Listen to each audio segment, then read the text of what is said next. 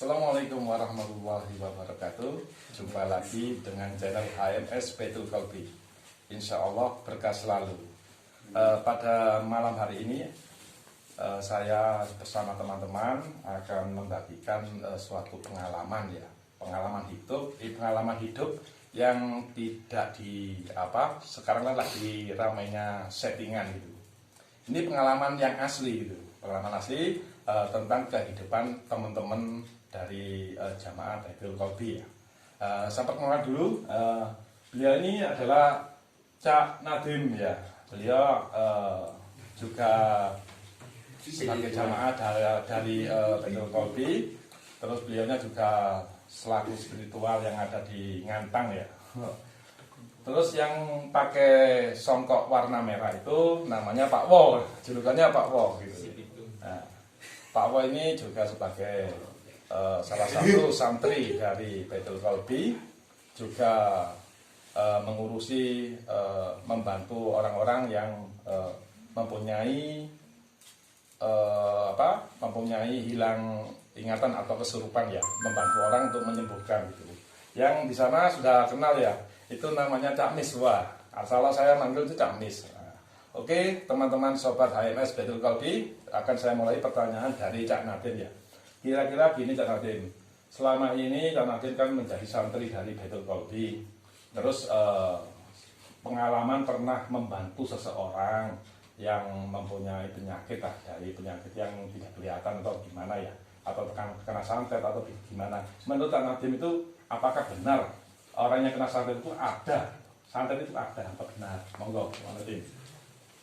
Kalau gaib ya ada Pak. Ada ya? Ada. Kan kalau dilihat kan dari hasil. Selama sampean membantu seseorang itu yang menurut Cak Nadim itu sangat berkesan di kehidupan Cak Nadim itu menghadapi seorang dukun atau menyembuhkan seseorang yang kena santet. Ya didatangi dukun Mas. Orang daerah Renggulut lah. Oh, dari Renggulut ya. Ya. Itu langsung dikunjungi ke rumahnya Pak Nadim atau lewat bil goib? Dikunjungi Mas. Langsung, Iya. alias dilabrak gitu ya? Iya. Ditantang gitu ya? Waduh. Terus gimana? Tantangnya gimana? Ya dengan sabar Mas. Gak punya apa-apa. Yang punya kan ilmu yang Gusti Allah. Oh gitu. Iya. Berarti orang yang mengaku dukun itu, apakah menurut sampean itu memang benar-benar asli dukun atau pura-pura jadi dukun? Itu ada perkumpulan Mas. Kalau saya lihat itu ada perkumpulan. Tapi kan menang tadi. Ya itu kan salah Mas. Oke sobat HMS ya, itu salah satu pengalaman dari Cak Nadim yang selama ini juga membantu orang-orang yang kena penyakit yang non medis ya. Beliau sempat dilabrak silaturahim sama seseorang dukun ya. Dan alhamdulillah Pak Nadim juga bisa menyelesaikan masalah tersebut dengan baik-baik ya. Sekarang kita melanjutkan ke Cak Miswah sama Pak Wo ya. Yang kemarin itu kalau nggak salah juga membantu seseorang yang kena kesurupan. Nah, mungkin monggo silakan diceritakan bagaimana cara mengatasinya. Monggo Cak Miswah. Monggo Cak Miswah. Assalamualaikum warahmatullahi wabarakatuh. Waalaikumsalam warahmatullahi wabarakatuh. Jadi kemarin itu kejadiannya tiba-tiba gitu ya. Jadi pagi-pagi itu ada orang nelpon minta tolong, katanya istrinya kesurupan gitu.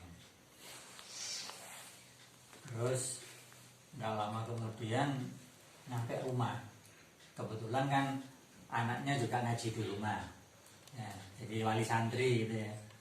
Wali santri ya, satu kampung gitu. terus pagi-pagi masuk di tempat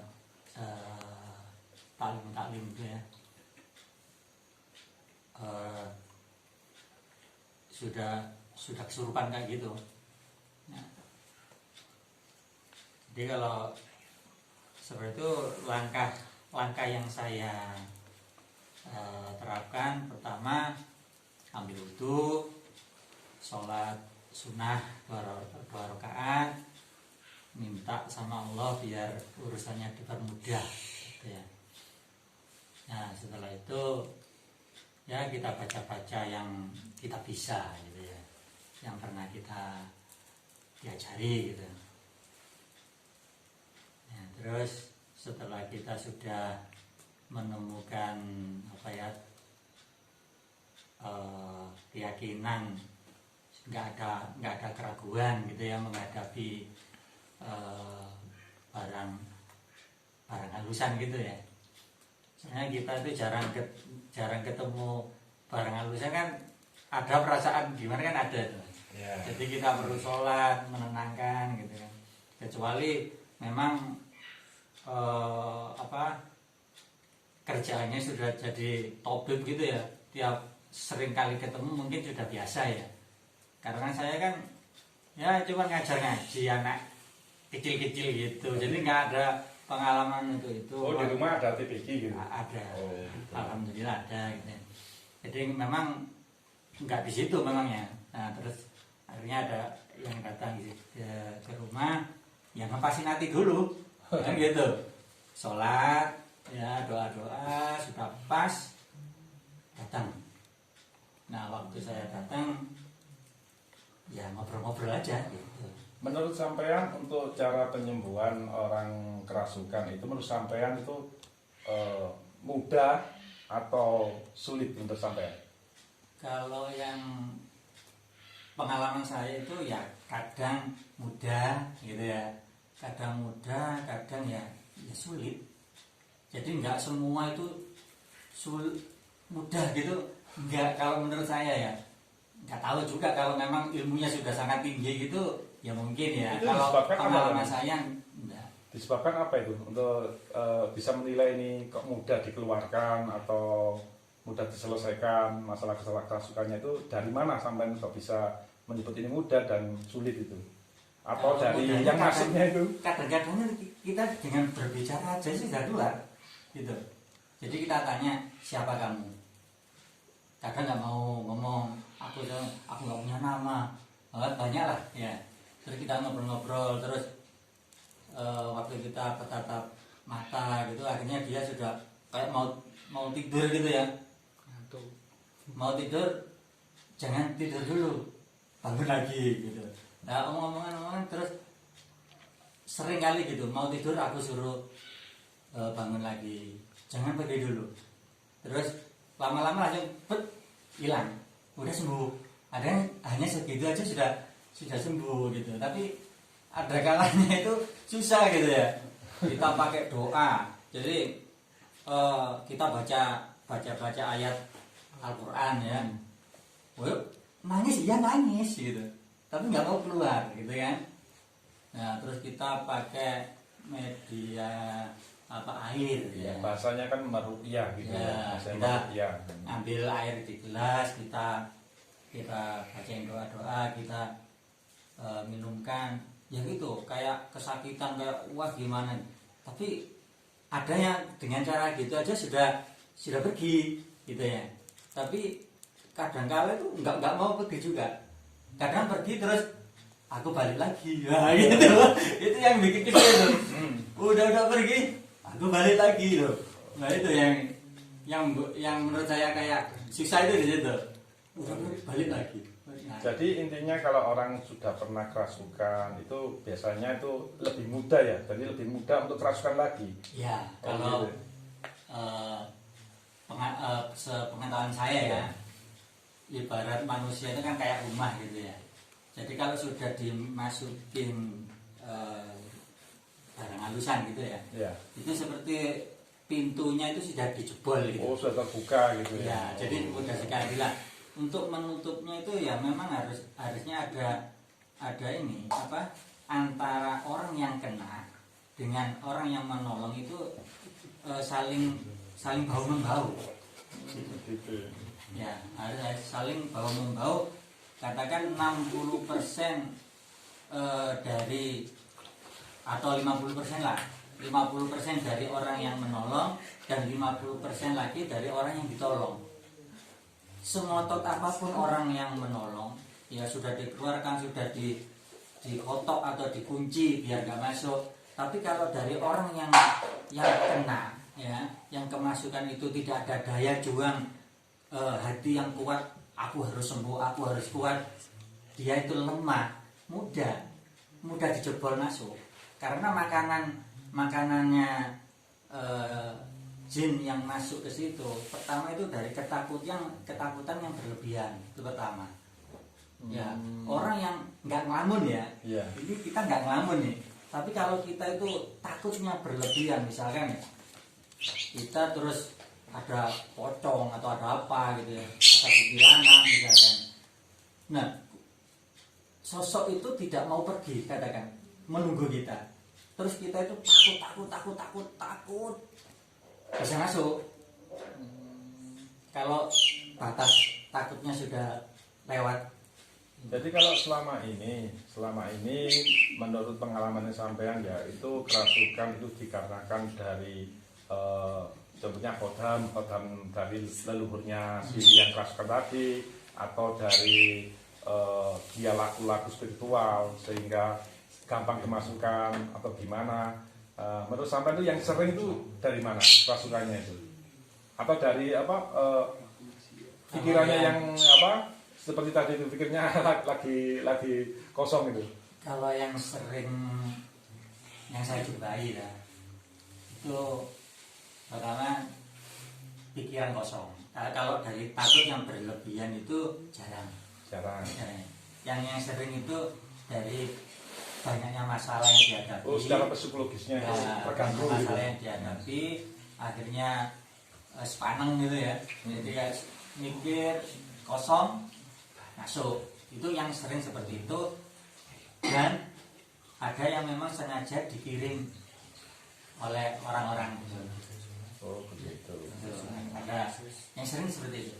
Tapi Kiriman kasusnya memang macam-macam ada orang yang mengirim untuk masuk ke sana. Yang sering malah di situ. Kalau yang dari ngelamun kemasukan itu saya jarang sekali menjumpainya. Yang sering itu dari ya dimasukin orang. Oh, jadi memang disengaja disuruh orang untuk memasuki raga seseorang gitu ya. Itu yang paling sering itu. Paling sering ya. Atau dibuat kembang amben gitu ya. Oh iya. Ya biar Sakit. tidur aja sakit. Dibuat sakit bisa atau dicari matinya. Biasanya seperti itu. Yang timbulnya dari iri. Oh Gitu. gitu. Mungkin dari iri atau keinginan dari seseorang yang tidak tercapai karena dari nafsu. Dalam arti nafsu itu keinginan yang berlebihan, akhirnya timbullah rasa untuk menyakiti seseorang. Nah dari situ, dan rata-rata saya selama ini sama Kak Misbah, Kang Miswan ini yang sering terjadi itu permasalahan dari seseorangnya. dari yang kerasukan tadi. Oh. Rata-rata kenapa orang mudah dirasuki? Satu, karena dianya berpikir yang berlebihan. Dalam arti berpikir berlebihan, ada sesuatu hal permasalahan, beliaunya tidak mencari titik temu. Dalam arti temu itu seorang guru ataupun ustadz, kiai, untuk mencari solusi. Nah, akhirnya dia berpikir sendiri, seolah-olah dia bisa menghadapi, tapi dengan tekanan seperti itu, akhirnya dia melamun sampai dengan ketimpannya sendiri. Dari situlah kadang yang sering terjadi, jin yang di sekitar situ merasukilah terhadap seorang itu, Menguasai raga menguasai raganya. karena terlalu banyak berpikir tapi nggak pernah ketemu Ingat, solusinya. dalam arti berpikir kan gini, orang melamun kan juga ada dua versi. melamun karena mengingat kebesaran Sang Pencipta Ya. Allah Subhanahu wa taala, ada juga yang melamun dengan kondisi dan situasi yang dialami waktu itu.